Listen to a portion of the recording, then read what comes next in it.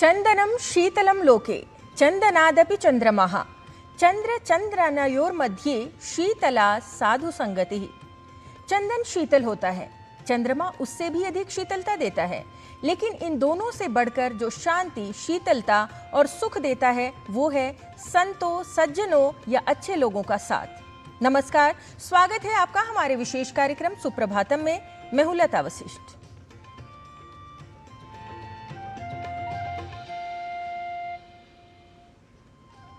सुप्रभातम कार्यक्रम में प्रतिदिन भारतीय संस्कृति के विभिन्न विषयों से हम आपका परिचय कराते हैं। तो चलिए आज भी कुछ नए विषयों के साथ कार्यक्रम की शुरुआत करते हैं और सबसे पहले आपको बताते हैं आज का पंचांग, जिसके माध्यम से आप समय, तिथि, वार, नक्षत्र का ज्ञान प्राप्त कर सकते हैं और उसके अनुसार ही अपने दिन की शुभ शुरुआत कर सकते हैं।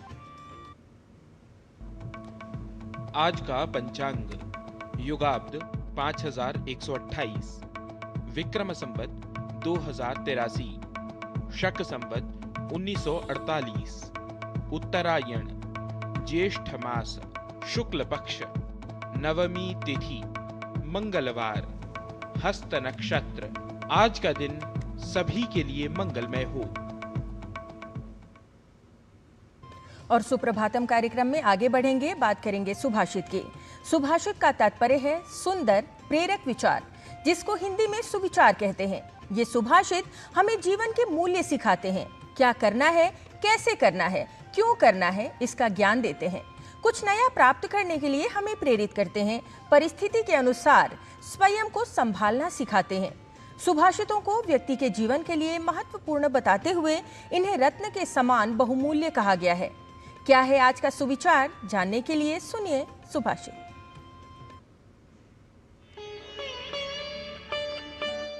न कर्मणा न प्रजया धनेन त्यागे नैके अमृतत्वमानशुः परेण नाकं निहितं गुहायां विभ्राजते यद्यतयो विशन्ति।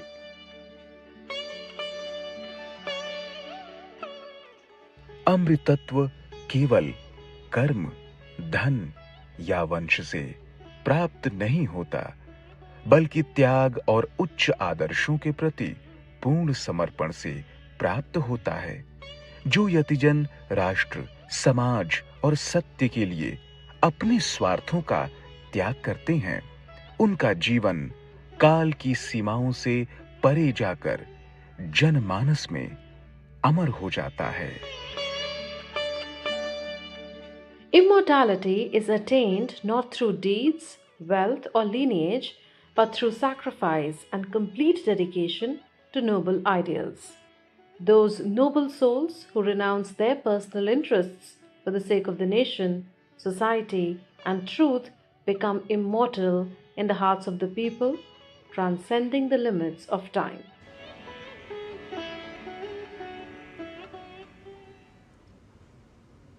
और अब क्रम है भारतीय ज्ञान परंपरा का। गुवाहाटी की नीलांचल पहाड़ियों पर स्थित कामाख्या मंदिर भारत के 51 शक्तिपीठों में से एक है। ये मंदिर विशेष रूप से तांत्रिक परंपरा के अनुयायियों और श्रद्धालुओं के लिए अत्यंत महत्वपूर्ण धार्मिक स्थल माना जाता है। यहाँ हर वर्ष 3 दिनों तक चलने वाले अंबुबाची मेला में लाखों श्रद्धालु, साधु संत और आध्यात्मिक साधक शामिल होते हैं, जिससे गुवाहाटी धार्मिक गतिविधियों का प्रमुख केंद्र बन जाता है। देखिए ये रिपोर्ट।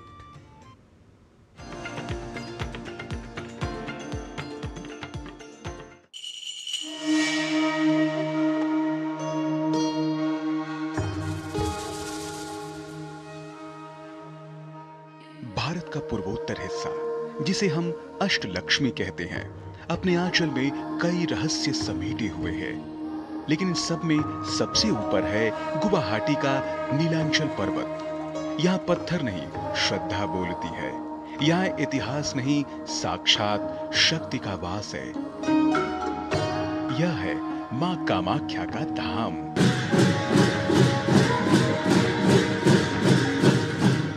जहाँ प्रकृति स्वयं स्त्री शक्ति का उत्सव मनाती है। पौराणिक कथानुसार जब देवी सती ने अपने पिता के यज्ञ में शिव के अपमान के कारण देह त्याग दी, तब विलाप करते शिव के कंधे पर सती का शरीर था। ब्रह्मांड को प्रलय से बचाने के लिए भगवान विष्णु ने सती के शरीर के 51 टुकड़े किए। जहां जहां ये अंग गिरे वे शक्तिपीठ बने। नीलाचल पर्वत पर माता की योनि गिरी, जिससे यह मंदिर संसार का सबसे शक्तिशाली महापीठ बना।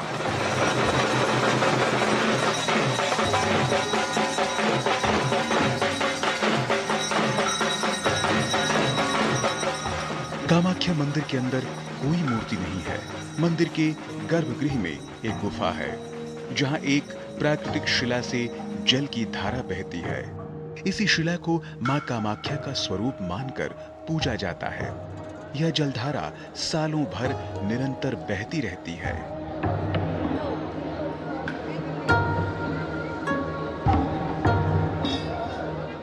जून का महीना आते ही कामाख्या का वातावरण बिल्कुल बदल जाता है।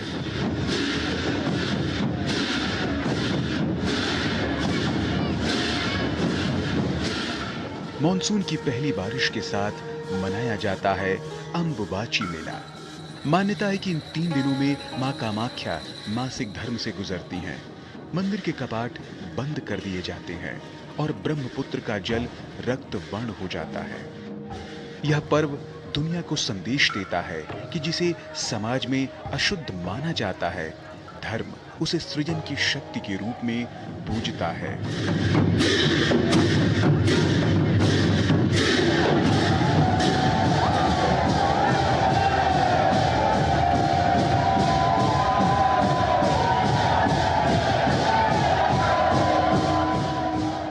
दूर दूर से आए भक्त घंटों कतार में खड़े रहते हैं, सिर्फ एक झलक पाने के लिए।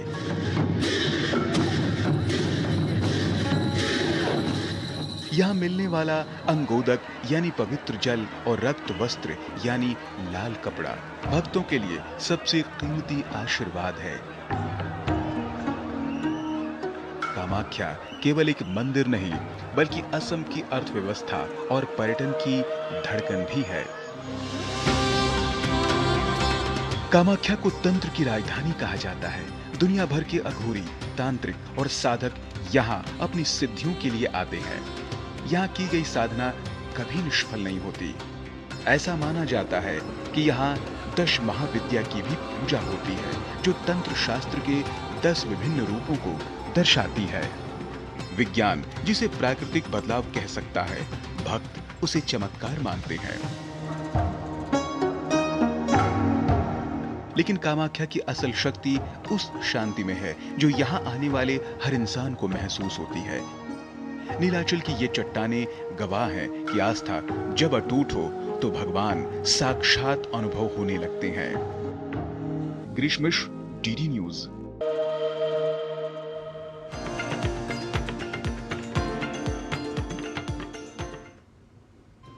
तो भारतीय ज्ञान परंपरा में किस प्रकार से मंदिरों के माध्यम से, मंदिरों में श्रद्धालुओं के आस्था के माध्यम से भारतीय ज्ञान परंपरा बताती है कि किस प्रकार से मनुष्य अपने अंदर आस्था और शांति का समावेश कर सकता है।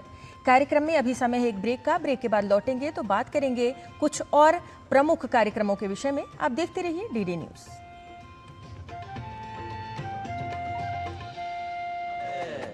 हमें पता है चमकी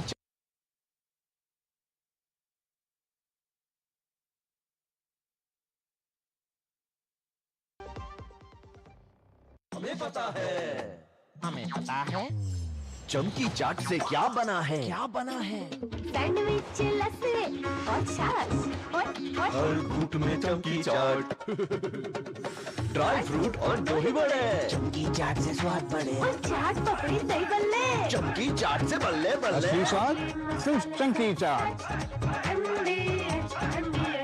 हर सुबह भारत एक नए सपने के साथ जागता है और हर सपने को, हर प्रगति को एक शक्ति आगे बढ़ाती है। पिछले 12 वर्षों में बढ़ते कोयला उत्पादन और मजबूत सप्लाई के साथ देश की ऊर्जा सुरक्षा को नई मजबूती मिली। विकास को जिम्मेदारी और भविष्य से जोड़ते हुए पर्यावरण और विविधीकरण को भी नई दिशा मिली। क्योंकि प्रगति सिर्फ संरचनाओं में नहीं, लोगों के जीवन में भी नजर आनी चाहिए। और इसी सोच के साथ आत्मनिर्भर भारत के संकल्प को मिली नई ऊर्जा यही है कोल इंडिया। 12 साल विश्वास के, विकास के, जन कल्याण के।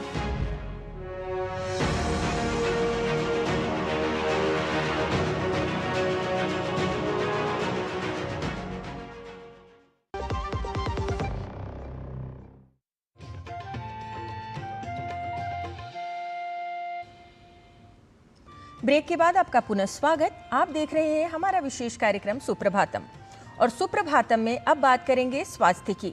और स्वस्थ रहने की इस यात्रा में हम आपके लिए लेकर आए हैं स्पेशल हेल्थ सीरीज, जिसमें स्वास्थ्य को समग्र दृष्टिकोण में दिखाया जाता है।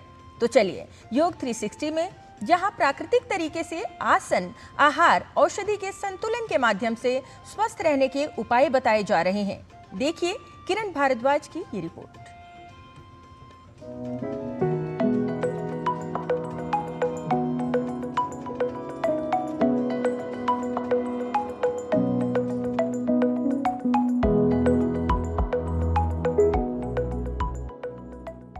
योग 360 में आपका स्वागत है। मैं हूं किरण भारद्वाज। बच्चों से लेकर बड़ों तक सभी बनेंगे हेल्दी विद योग 360। अचानक चक्कर आना, आंखों के सामने अंधेरा छाना या कमजोरी महसूस होना, क्या ये सिर्फ थकान है या फिर आपकी बॉडी दे रही है कोई वार्निंग साइन? हम लोग हाई बीपी की बात करते हैं जो खतरनाक है, लेकिन उतना ही बड़ा खतरा तब हो सकता है अगर आपका बीपी लो हो जाए। लो बीपी नाम छोटा सा है, लेकिन इसका असर गंभीर और बड़ा हो सकता है। चलिए अपने स्वास्थ्य को बेहतर बनाने की दिशा में कदम बढ़ाते हैं। आज आपको लो बीपी को नॉर्मल और कंट्रोल्ड रखने के कुछ इफेक्टिव तरीके बताते हैं। लो ब्लड प्रेशर यानी रक्तचाप के कम होने की समस्या कई बार प्रभावित कर सकती है। यदि इस पर ध्यान न दिया जाए तो गंभीर स्थिति उत्पन्न कर सकती है। ब्लड प्रेशर वो दबाव है जो हमारा रक्त वाहिकाओं की दीवारों पर डालता है। सामान्यतः रक्तचाप का स्तर 120/80 होना चाहिए, जिसे नॉर्मल बीपी माना जाता है। जब ये स्तर सामान्य से काफी नीचे चला जाए तो उसे लो ब्लड प्रेशर की स्थिति माना जाता है। बीपी कम होने पर व्यक्ति को चक्कर आ सकते हैं, थकान महसूस होना, धुंधला दिखाई देना और कई अन्य लक्षण आ सकते हैं। अगर किसी व्यक्ति का बीपी अचानक से कम हो जाए तो उसके शरीर के महत्वपूर्ण अंगों तक पर्याप्त रक्त नहीं पहुंच पाता। ऐसी स्थिति में तुरंत उपाय करने की आवश्यकता होती है। इस स्थिति से बचाव और प्रबंधन में उपयोगी है कुछ सरल प्राकृतिक उपाय। बीपी रहे संतुलित, आप रहे फिट। ये योगिक क्रियाएं आपको बनाएंगी हेल्दी, लो बीपी की समस्या नहीं करेगी हिट। सबसे पहला अभ्यास हम लेंगे हृदय गति का। नाम ही है हृदय गति, हमारे हृदय को प्रभावित करती है। इसका मतलब है हमारे ब्लड प्रेशर को प्रभावित करती है। हृदय गति को हम सरल भाषा में इंजन दौड़ भी कह देते हैं, क्योंकि दौड़ते हुए इंजन जैसी आवाज क्रिएट होती है। हम इसी तरह से अपने मैट पर खड़े हो जाएंगे। अपने बाएं हाथ को, पहले दोनों हाथों से मुट्ठी बना लेंगे, बाएं हाथ को सामने की ओर फैला देंगे और दाएं को ऐसे 90 डिग्री के एंगल पर ले आएंगे, यानी ऐसे नहीं रखना, ये 90 डिग्री का एंगल। अब जो हाथ फोल्ड हुआ है वही पैर फोल्ड हो जाएगा, वो भी ऐसे 90 डिग्री के एंगल पर आ जाएगा।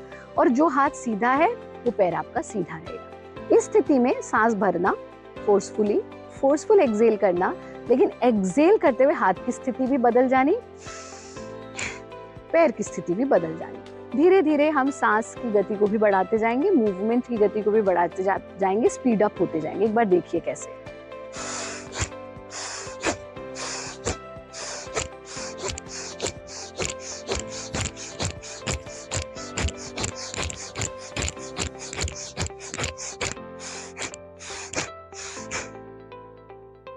दोनों पैरों को खोल दीजिए, हाथों को मिला लीजिए, लंबा गहरा सांस लेना 3 बार। 3 बार ऐसा करने के बाद विश्राम में आ जाएं। हर अभ्यास के बाद रिलैक्स होना बहुत जरूरी है। इसका अभ्यास आप 3 रिपीटिशन तक कर सकते हैं। 50 एक्सलेशंस का 1 रिपीटिशन, एक राउंड कर लीजिए, फिर आप 3 रिपीटिशन तक ले जाइए। दूसरा अभ्यास बहुत सरल है। ये 2 आसनों का कॉम्बिनेशन है, यानी अर्ध चक्रासन और साथ में विभक्त हस्तपाद आसन। इसमें हम अपने हाथों को यहाँ टिकाते हैं। यथा सामर्थ्य, अगर कमर में बहुत ज्यादा आपको दर्द है तो तो आप सिर्फ गर्दन को पीछे ले जाएंगे, लेकिन जिनकी कमर ठीक है वो थोड़ा सा पीछे झुक जाएंगे। इनहेल करते हुए पीछे झुके, एक्सहेल करते हुए हाथों को हमने ढीला छोड़ दिया, खोपड़ी को भी ढीला छोड़ दिया। ब्लड के फ्लो को खोपड़ी की तरफ आने दें, ऊर्जा के संचार को भी खोपड़ी की ओर आने दें। वापस आ जाइए। ये 2 अभ्यास नियमित रूप से करें। सही लाइफस्टाइल, सही विचार, साथ ही लें संतुलित आहार, तो आपका बीपी नहीं होगा लो बार बार। आयुर्वेद में हम हमेशा कहते हैं कि आहार का बहुत इम्पोर्टेंस है। हमारा जो न्यूट्रिशन है वो बहुत महत्वपूर्ण होता है। आप ड्राई फ्रूट्स खा सकते हैं, खजूर और बादाम बहुत बढ़िया है। बल्कि खजूर के साथ आप गरम गरम दूध पिएं, उससे बहुत फ़ायदा होगा आपको। सुबह के समय 1 कप गुनगुने पानी में 1 बड़ा चम्मच शहद मिला करके आप पिएंगे, वो भी बहुत अच्छा फ़ायदा करता है। इसके साथ साथ जो है आप दूध का सेवन करें, दूध में थोड़ा सा देसी घी डाल करके पिएं। अगर आप पाचन के अनुसार लेना है, पचना चाहिए वो ठीक से, वो भी बहुत फ़ायदा करेगा। नियमित रूप से पूरे शरीर में यदि आप तिल के तेल से मालिश करेंगे, उससे ब्लड सर्कुलेशन इम्प्रूव होता है और ब्लड प्रेशर भी हमारा अच्छा होता है। सर्कुलेशन अच्छा रहेगा तो उससे आपको एनर्जी लेवल इम्प्रूव होता है। आयुर्वेद में हम बहुत सारे ऐसे उत्तम रसायनों की बात करते हैं, जैसे आंवले का सेवन आप कर सकते हैं, आंवला बहुत अच्छा है। या फिर जो घर में बनी चीज़ें हैं, जैसे कि आप हरी सब्जियों का सूप बनाइए, बहुत बढ़िया रहता है, सूप अच्छा है। नारियल पानी आप पी सकते हैं, नींबू पानी भी अच्छा है, क्योंकि कभी कभार थोड़ा सा नमक डाल करके नींबू पानी पिएं तो उससे भी ब्लड प्रेशर आपका इम्प्रूव होता है। कॉफ़ी का सेवन ना करें, कॉफ़ी की बजाय हम कहेंगे आप जो है अजवाइन और जीरे का पानी पिएं, अदरक उबाल करके पिएं, उससे बहुत लाभ मिलेगा। एंड मोस्ट इम्पॉर्टेंट, आपको जो है शरीर में हाइड्रेशन रखना है, डिहाइड्रेशन नहीं होना चाहिए। नियमित रूप से पानी पीते रहिए, समय समय पर अच्छा सुपाच्य पौष्टिक भोजन आपको सेवन करना चाहिए। और आयुर्वेद के जो नियम हैं, जिसको हम कहते हैं कि भाई अपनी दिनचर्या, ऋतुचर्या, रात्रिचर्या, उसका पालन अवश्य करना चाहिए, ताकि आपका ब्लड प्रेशर भी ठीक रहे और आपका एनर्जी लेवल भी बहुत अच्छा बना रहे। चक्कर और कमजोरी को मत समझिए नॉर्मल, आपकी बॉडी दे रही है आपको कोई इंपॉर्टेंट सिग्नल। अगर बार बार लो होता है बीपी तो करें इन औषधियों का प्रयोग, नॉर्मल और कंट्रोल रहेगा आपके बीपी का लेवल। आयुर्वेद में कुछ ऐसे औषधियाँ हैं जिनको एडाप्टोजेंस कहते हैं। एडाप्टोजन ऐसी औषधियाँ होती हैं जो कि शरीर को मेंटेन करती हैं। अगर ब्लड प्रेशर किसी का लोअर साइड में है तो उनको इक्वलाइज करेंगी, नॉर्मल की तरफ ले आएंगी। किसी का ब्लड प्रेशर हायर साइड में है, उसको थोड़ा लो करने में भी उसको हेल्प करेंगी। उनमें एक बहुत अच्छी औषधि है जो कि अश्वगंधा है। अश्वगंधा को आप किसी भी तरह से, चाहे वो पाउडर फॉर्म में है, आधा चम्मच सुबह शाम थोड़ा दूध के साथ या पानी के साथ ले सकते हैं। पाउडर फॉर्म में अगर है तो अश्वगंधा अरिष्ट भी आता है, अश्वगंधा अरिष्ट मार्केट में उपलब्ध रहता है, आप उसको भी जो है इस्तेमाल कर सकते हैं। उसको भी अगर आपके पास अश्वगंधा अरिष्ट को क्या है कि उसको हमेशा खाना खाने के बाद लेना चाहिए और बराबर की मात्रा में पानी मिला के लेना। शतावरी है, एक बहुत अच्छी औषधि है जिसका कि प्रयोग हम लोग कर सकते हैं। शतावरी को आप पाउडर फॉर्म में ले सकते हैं, शतावरी का अवलेह भी आता है वो ले सकते हैं, शतावरी के ग्रेन्यूल्स आते हैं वो आप इस्तेमाल कर सकते हैं। तो कोशिश करें पानी से या दूध से दवाएं, ये शतावरी भी इस्तेमाल करी जा सकती है। इसके अलावा एक विधारा एक बहुत अच्छी औषधि है जिसका कि हम लोग इस्तेमाल करते हैं और कई बार उससे बना हुआ एक घी होता है, विधारे आदि घृत भी होता है, उसको हम लोग कई बार जो है रोगी को देते हैं या जिस किसी का ब्लड प्रेशर लो होता है उसको देते हैं। शिलाजीत का प्रयोग भी जो है एक अच्छा स्टिमुलेंट है और इसको बहुत चिकित्सक की सलाह से लें तो ज़्यादा अच्छा है। फिर भी यदि आपको लगता है कि अगर नहीं ठीक से हो रहा है, ब्लड प्रेशर नॉर्मल है, तो एक आयुर्वेद में जो है चूर्ण आता है जिसको कि तालिसादी चूर्ण कहते हैं, इसको भी जो है पानी के साथ घोल कर देने से काफ़ी आशातीत लाभ इसमें देखने को मिलता है। कोई लो ब्लड प्रेशर का अगर पेशेंट है तो छाछ है, बहुत अच्छा उपाय है। छाछ को जो है थोड़ा सा उसमें नमक और भुना हुआ जीरा मिला करके आप दिन भर में 1 या 2 बार उसको इस्तेमाल कर सकते हैं। तो ब्लड प्रेशर को आपको मेंटेन करने में उससे क्या होगा, शरीर में हाइड्रेशन होगा, हाइड्रेशन होगा तो ब्लड प्रेशर को मेंटेन करना थोड़ा आसान हो जाएगा। कि जब आप पानी पीते हैं तो उसमें 2-3-4 बूंदें नींबू की डालिए और उसमें थोड़ा सा नमक है। अगर आप डायबिटीज़ नहीं है तो आपका चीनी हल्का सा मिला सकते हैं या शहद मिला सकते हैं। उसको आप दिन भर में 1 या 2 बार इस्तेमाल कर सकते हैं। स्वस्थ जीवन शैली और समय पर उपचार से इस समस्या को प्रभावी रूप से नियंत्रित किया जा सकता है। शरीर में पानी की कमी न होने दें, संतुलित आहार लें और लंबे समय तक खाली पेट न रहें, जिससे आपको ये समस्या परेशान न करे और आपके बीपी का स्तर सामान्य रहे। तो आज आपने जाना हृद गति का अभ्यास, अर्ध चक्रासन का अभ्यास, विभक्त हस्तपादासन करना लाभकारी है, लो बीपी से राहत में उपयोगी है योग, खजूर, बादाम, आंवला, हरी सब्जियों के सूप का सेवन करें, सुबह 1 कप गुनगुने पानी में 1 चम्मच शहद मिलाकर पिएं, नारियल पानी, नींबू पानी, अजवाइन व जीरे का पानी लेना उपयोगी है, पानी में अदरक उबालकर पिएं, कॉफी का सेवन न करें, अश्वगंधा चूर्ण दूध या पानी के साथ सुबह शाम लें, अश्वगंधा रिष्ट व शतावरी का सेवन करना उपयोगी है, विधारा, विदारी आदि घृत, तालीस आदि चूर्ण का सेवन लाभकारी है। बीपी कम होने पर पानी में नींबू व थोड़ा सा नमक मिलाकर पिएं। अपने बीपी के लेवल्स पर रखिए नजर तो सेहत रहेगी बेफिक्र। लो बीपी से don't be slow, healthy lifestyle is the way to go. BP को रखिए कंट्रोल तो हेल्दी रहेगी बॉडी, हैप्पी रहेगी सोल। हेल्थ संबंधी जानकारी हम अब तक ऐसे ही लाते रहेंगे, आपको हेल्दी बनाते रहेंगे। बच्चों से लेकर बड़ों तक सभी बनेंगे हेल्दी विद योग 360।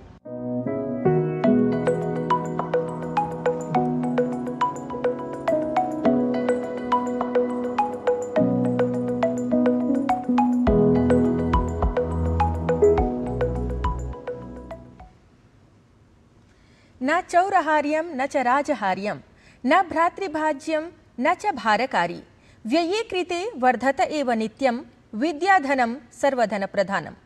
ये श्लोक जीवन में विद्या के महत्व को बताता है। कैसे, इसके बारे में हम जानेंगे, पर इसका अर्थ जानने से पहले संस्कृत विद्या यानी संस्कृत भाषा में कुछ वाक्यों का अभ्यास कर लीजिए। इसके लिए आपको ले चलेंगे संस्कृत पाठशाला में, जहां संस्कृत सीखने में आज आपका सहयोग करेंगे डॉक्टर नारायण दत्त मिश्र।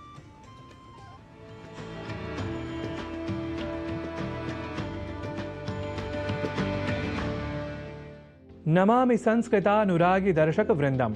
संस्कृत पाठशालायाः अभिनवकक्षायां समेषाम् अस्तु स्वागतम्। अहमस्मि नारायण दत्तमिश्रः भवत्समक्षं पुनरपि उपस्थितः। संस्कृत पाठशाला में आपने यह जान लिया है कि भव और भवः इन 2 शब्दों के अर्थ हैं परस्पर भिन्न, अर्थात भव का अर्थ है हो या हो, जबकि भवः का अर्थ है संसार या शिव।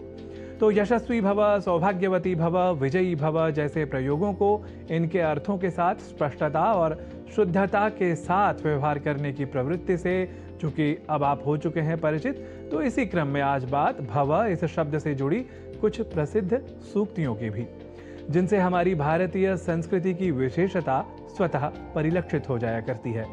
आप सभी ने कभी न कभी यह सुना ही होगा, जबकि मैं तो समझता हूं कि आप लोगों ने पढ़ा भी होगा, आचार्य देवो भव, मातृदेवो भव, पितृदेवो भव, अतिथि देवो भव। इन लघु वाक्यों में त्वम इस संस्कृत शब्द का योग कर लेने पर आप ऐसे वाक्यांशों को संपूर्ण वाक्य के तौर पर समझ सकते हैं। और अब क्रम आता है इन वाक्यों के अर्थों को जानने का। यहाँ ही आवश्यकता होती है संस्कृत अनुराग के साथ साथ संस्कृत से संबंधित थोड़ी अधिक जानकारी होने की।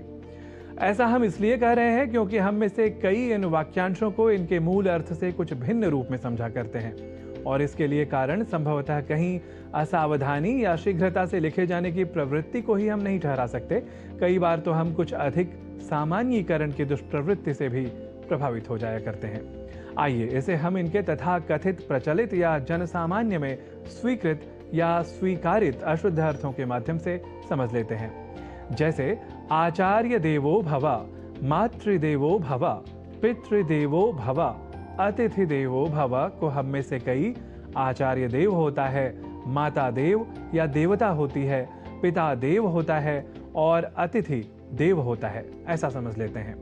जबकि इन प्रयोगों के वास्तविक शुद्ध और सर्वथा स्वीकृत अर्थ कुछ इस प्रकार हैं। जिसके लिए आचार्य देव है वैसा हो या बनो, जिसके लिए माता देव या देवता है वैसा हो या बनो। जिसके लिए पिता देव है वैसा हो या बनो। और जिसके लिए अतिथि देव है वैसा हो या बनो। तो आपने सर्वथा शुद्ध अर्थों के साथ आचार्य देवो भव, मातृदेवो भव, पितृदेवो भव, अतिथि देवो भव जैसे प्रयोगों को भली भांति जाना और समझा। अब आइए यह भी जान लीजिए कि अगर आचार्य देव होता है वैसा होवो या बनो, माता देव या देवता होती है वैसा बनो, पिता देव होता है वैसा हो या बनो, अतिथि देव होता है वैसा हो या बनो। यदि ऐसा ही कहना हो तो हम संस्कृत में क्या लिख और बोल सकते हैं? देखिए, जब ऐसा कहना हो अर्थात आचार्य देव होता है वैसा हो या बनो, तो हम कहेंगे आचार्यः देवः तथा भव या आचार्यः देवः भवति तथा भव। ऐसे ही माता देव या देवता होती है वैसा बनो, यदि इसे संस्कृत में कहना हो तो हम कहेंगे माता देवः अथवा देवता तथा भव या माता देवः अथवा देवता भवति तथा भव। ऐसे ही पिता देव होता है वैसा हो या बनो को हम संस्कृत में कहेंगे पिता देवः तथा भव या पिता देवः भवति तथा भव। ऐसे ही अतिथि देव होता है वैसा हो या बनो, इसके लिए हम संस्कृत में कहेंगे अतिथि देवः तथा भव या अतिथि देवः भवति तथा भव। तो इस तरह आचार्य देवो भव या अतिथि देवो भव जैसे प्रयोगों में जो वास्तविक कथ्य है वह आप सभी ने समझा, पर इसके साथ ही साथ आपने आज यह भी जाना कि जो अर्थ इन प्रयोगों का हम साधारण रूप से समझते हैं उसके लिए शुद्ध संस्कृत प्रयोग क्या होगा। तर्हि संस्कृतानुरागी समूह संस्कृत देवो भव, इसी शुभाकांक्षा के साथ आज की संस्कृत पाठशाला की कक्षा में इतना ही। पुनर्मिलामः अग्रिम कक्षायां।